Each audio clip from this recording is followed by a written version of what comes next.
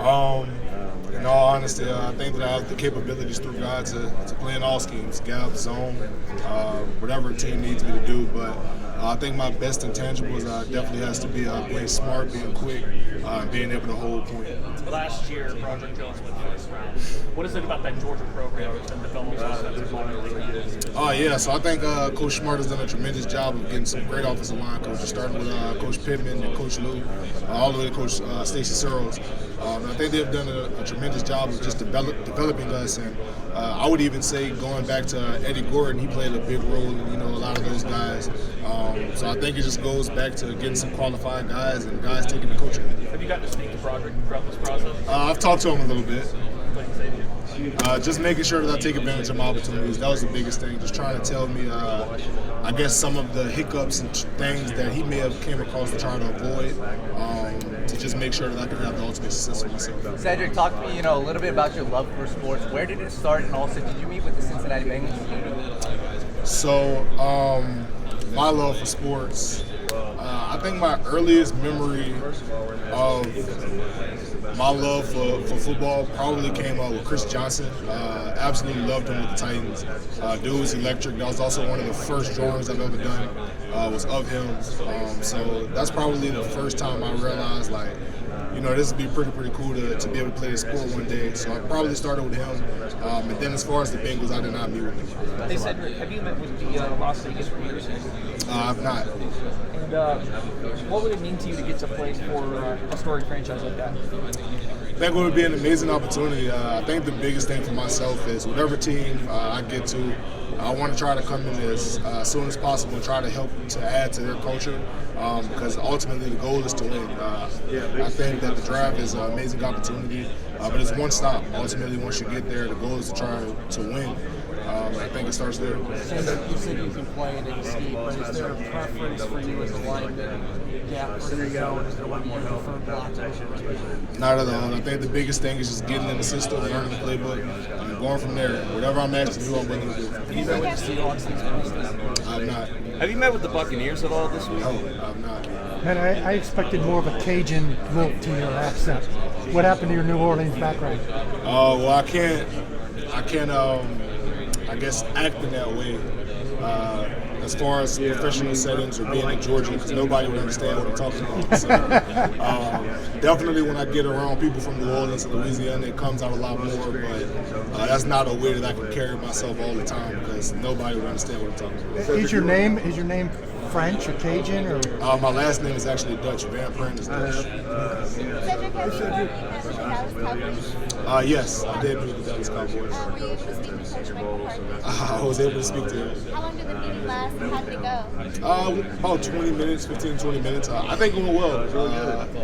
I was able to talk some ball, talk about some things I did well, some things I did not do well, and look forward to fixing. But I think it went great. Learned a lot about them, their organization, great organization. So I think the meeting went very well. And have you met with the Chicago Bears formerly? I did meet with the Chicago Bears. Okay, and how did you speak with Pauls and Coach Blues? How did that go? Yes, ma'am. I spoke to everyone. I think it was another great interview as well. I think that's something that I've been able to do through this process so far, is be able to get in front of some guys and have great interviews. the Steelers seem to be putting together a Georgia offensive line with Darnell and Broderick. How would you fit in with those guys? It's funny you called Darnell the lineman, but I think it would be a great fit for sure. Being back with some of the guys from Georgia, being able to click with those guys, it would be amazing. A lot of chemistry there, so it's definitely would be something that we would look forward to try and, I guess, keep building that culture up over there, because they have a great historic program. You mentioned earlier about taking advantage of opportunity. What's the thing about NIL? Normally you don't really think of lines like that. There have been lines who will start doing good. Those kind of preoccupation. What's in your As far as NIL, I didn't have a bunch of engagement there. I tried to do as much as I could, but ultimately the end goal is to try and win. That's not something that we accomplished this year, so failed season for myself. You classified yourself as a smart center. What does a center need to know to be classified like that? Everything. I think it's that simple. You need to know the ins and outs. You need to know what the quarterback's thinking. You need to be a great great communicator. So I think all of those things matter. Question in the back. Sedrick, what was it like playing with Amarius Mims at Georgia? Oh man, Mims is a great teammate. Absolutely love that guy. He has this infectious energy about him. Lights up a room when he walks in. I think the best thing about him is just that he was able to recall and understand everything in the offense. So I think that guy is really, really smart, great football player. Love you, Sed. Love you too, brother. Sedrick, you're a pretty notorious leader at the University of Georgia. As your career kind of resets and you're now a rookie again, how are you going about the leadership process on your next season? So, to answer your question, I guess the reset in the NFL, I think the biggest thing for myself is finding your role early, right? So, if you're to a team that has a lot of veterans, getting with those veterans, finding out how they do things immediately, finding out what's the culture there, what's the standard. And then I think after that, it's trying to, until the next couple of years, add your own flair to that to help build, to help add in a good way to what's going on there. And if you're going to a team that's maybe a little bit younger, doesn't have a lot of different leaders, is stepping up as one and bringing some of the things that you learned at Georgia about winning, how to prepare, and all of those things, and try to incorporate it to the NFL to hopefully create a system and a culture of winning there. Sedrick, you've made a lot of big blocks during your time at Georgia, a lot of pancake blocks where you put guys in the turf, which is something that I know that you take pride in. If you could choose one block during like this past season or during your career that kind of like really plays in your head, that if you made a highlight of yourself, what would it be from what game? I would say I would have to go back to my sophomore year just because it was my first year playing, redshirt freshman year. I would either say the Tennessee game on the road, pulled around and did a big block. I would also say SEC championship my first year, pulling around against Alabama and making a big block. That was pretty fun for me. Who are centers in the NFL that you study to make your game better? Eric McCoy for sure. Sedrick, speaking of plays in your career, you had a 6-yard rush, I believe, against Vanderbilt. Kind of talk about that play a little bit and what went down. Well, first, bad snap. That was the number one thing, bad snap. But up until that point, if I'm remembering properly, we were losing, and that was a big third down in that game. So after the mistake, the biggest thing for myself was realizing you got to make a play, because I didn't want to really hear what was going to be said to me on the sideline. So at that point, you try to make a play and keep the drive going. Sedrick, what went into your decision not to play in the Senior Bowl, and what do you want to show teams this week when they watch you work out? So I was advised by my agent not to. That was the plan he had for myself, and I trust him. So that's what I did. Other than that, my plan this week is to show that I can play all three interior positions and just try to be as smooth as possible. When you met with the Chicago, how personal did you take that role of being the quarterback? It's extremely personal to be the quarterback of the offensive line. I think the biggest thing in football you can have is trust, and that's something that I take very, very personal. Just for the simple fact of I think that when you have that trust to the guys to the left and to the right of you, and they depend on you for, to be honest, to feed their family, I think it's something huge, and I think it builds a lot of camaraderie there. When you met with the personnel folks, they were to go back and ask Coach Smart, what type of leader is Sedrick? What do you think he should say? Coach Smart once told me that I was a black and white leader, in the sense of I see things very clear, right is right, wrong is wrong. There is no in between, and if the standard is right, that's what we're going to do. When you met with the Chicago Bears, sometimes they put guys through a competition drill where they have them play darts or putt-putt. Did they put you through that? When I met with the Chicago Bears, it was myself and the rest of the coaching staff. But they have a very outside zone heavy scheme. You know, how do you think you can help, make that grow in Chicago? So I think definitely it would be a fit there. In my opinion, I don't think outside zone is anything different than we've been doing as far as football. Definitely think there's room to grow there for sure, but in all honesty, I think that I could come in and help and do the best that I could, because at the end of the day, I feel like it's still football. Take what coaches teach you, implement it there. Can you talk about your technique, snapping the ball with consistency? Are you asking me like what I did in college, or as opposed to the outside zone scheme? Just in general, your technique and approach to snapping the ball with consistency. If I'm being 100% honest with you, I think that I've taken so many reps snapping the ball, it's kind of second nature. It's not really something you think about. Sedrick, have you met formally with the Steelers here at the Combine? Yes, I have. What would it be like again, just kind of like playing with your former teammates that are now that were at Georgia, now at Pittsburgh? Is there any like memories that kind of come to mind with those guys, like that kind of stick out with you when you were playing with them?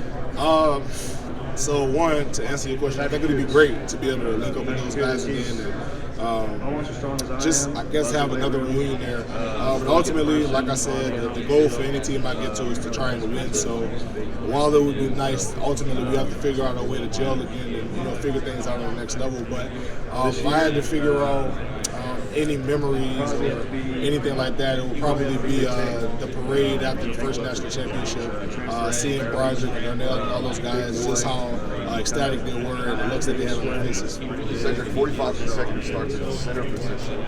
You said you want to prove that you can play all three. Was offensive guard or guard something you were repping in practicing during your time at Georgia? Yeah, so I repped it a bit my senior year.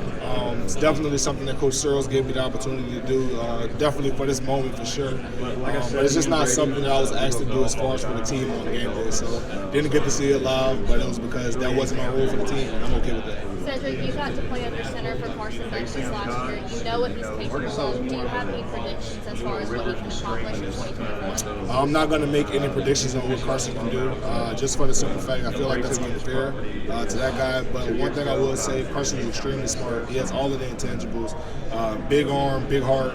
I think he'll do an amazing job leading that team to success. Cedric. I did meet with the Cowboys. Former. What did you think about that meeting? I think this is a great franchise. I think the Cowboys have a lot of rich history there. The meeting went great. I feel like I aced it, so I was really excited about that. Sedrick. How much pride do you hold putting off New Orleans on How much pride do I hold in New Orleans, Warren Easton?